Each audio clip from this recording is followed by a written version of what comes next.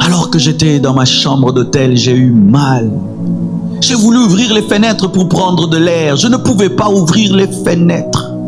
Et je ne comprenais pas pourquoi toutes les fenêtres sont fermées. Et je vais dans ma salle de bain. On écrit pour des raisons de sécurité. Les fenêtres ne peuvent s'ouvrir totalement. Pourquoi les gens se suicident? Rien qu'au 11e étage. Au Congo, même au 50e étage.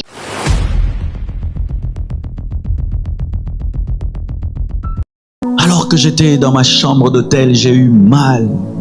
J'ai voulu ouvrir les fenêtres pour prendre de l'air. Je ne pouvais pas ouvrir les fenêtres. Et je ne comprenais pas pourquoi toutes les fenêtres sont fermées. Et je vais dans ma salle de bain. On écrit pour des raisons de sécurité. Les fenêtres ne peuvent s'ouvrir totalement. Pourquoi les gens se suicident? Rien qu'au 11e étage. Au Congo, même au 50e étage. Toutes les fenêtres s'ouvrent grandement. Même le balcon, tu peux te tenir. On est sûr que tu ne peux pas te tuer. Et Dieu m'a donné un mot. Des riches suicidaires. Des riches suicidaires. Comment dans un pays aussi riche, on a peur que si vous suicidez? Vous mangez 4 fois par jour. Vous avez des maisons, des voitures. Vous avez tout ce dont vous avez besoin. Mais on a peur que si vous donnez la mort. Mais nous, là où les gens n'ont pas de voiture et ne mangent pas, on est sûr qu'ils ne vont pas se suicider. Vous savez pourquoi? Parce que l'homme, lorsqu'il n'a pas, il pense que lorsqu'il aura, il sera heureux.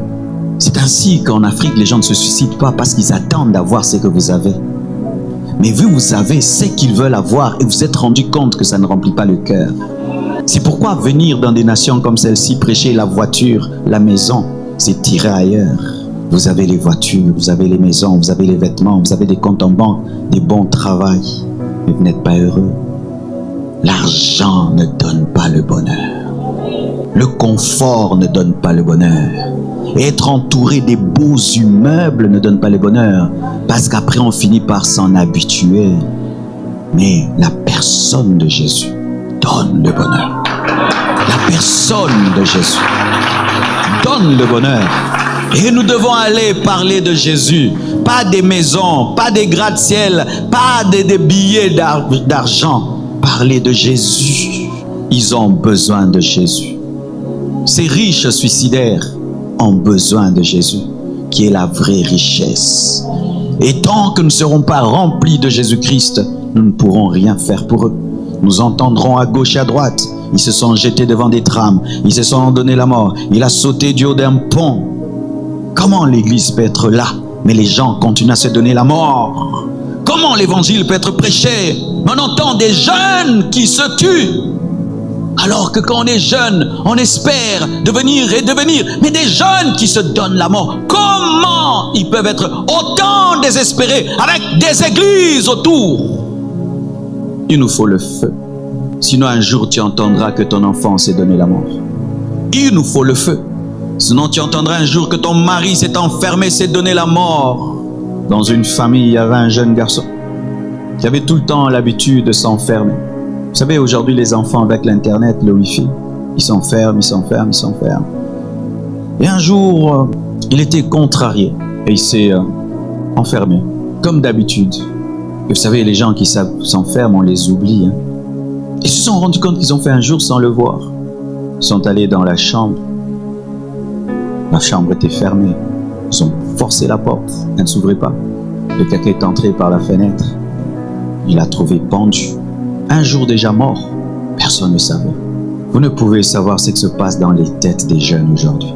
Ce monde de compétition, de followers, de likes. Ce monde des insultes. Il poste sa photo, il se prend, il pense qu'il est beau. Et il y a un commentaire là.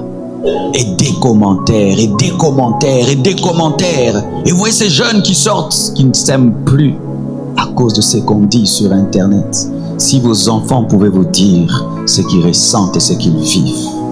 Et nous, ne recherchons pas la puissance. Ne recherchons pas la présence de Dieu, la parole de Dieu.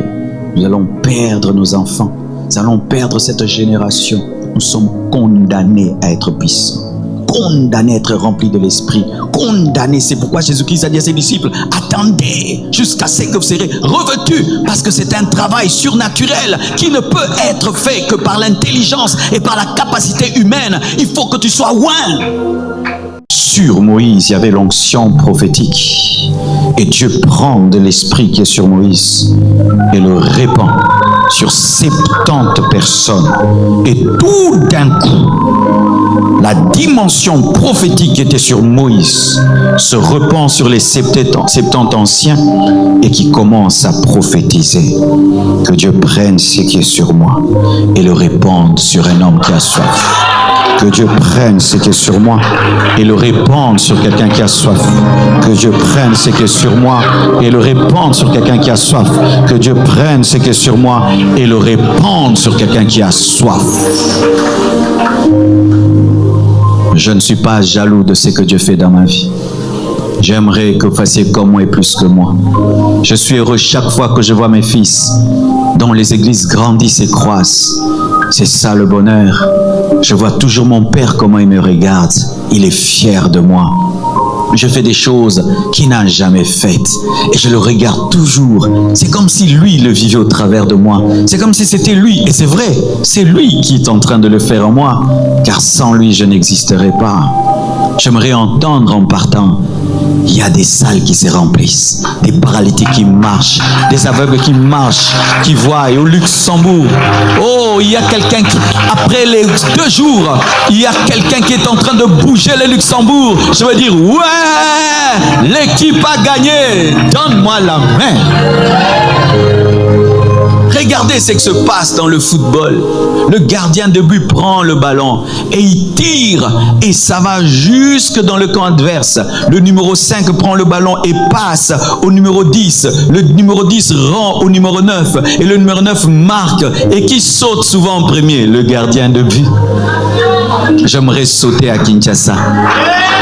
Lorsque tu vas marquer comme un numéro 9, moi je suis venu te donner le ballon et toi marque.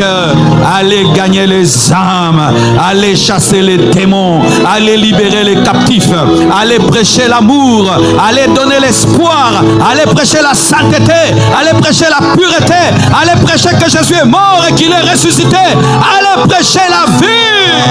70 anciens, tous ont reçu. S'ils étaient à 1000, tous allaient recevoir. S'ils étaient à 10 000, tous allaient recevoir. Si en ce lieu, tous ici ont soif, tous vont recevoir. Tous ont reçu dans la chambre haute. Et vous pouvez tous être touchés par l'esprit et devenir des flammes de feu, devenir des révolutionnaires. Et si tu pries dans une autre assemblée, il est temps que tu amènes le réveil là-bas. Il est temps que tu embrases l'église. Si tu es président d'un département, il est temps que le feu entre dans ton département. Il est temps que ça change. Il est temps que ça change. Qu'on ne vous mente pas. Oh, ici c'est Luxembourg. Frère, je sens la même atmosphère qu'en Afrique. Qu'on ne vous trompe pas. Ici c'est dur, c'est faux, ce n'est pas dur. C'est dur parce que tu le dis. L'œuvre de la croix a vaincu les démons du Luxembourg. Le même Saint-Esprit qui opère en Afrique, opère dans cette nation. Arrêtez de vous fixer des limites et de croire n'importe quoi. L'évangile est puissant en tout lieu et en toute nation. Il est temps de vous lever, de briser les limites, de briser les frontières. Il est temps d'amener le réveil. Luxembourg, réveille-toi, réveille-toi, réveille-toi. Église du Luxembourg, réveille-toi.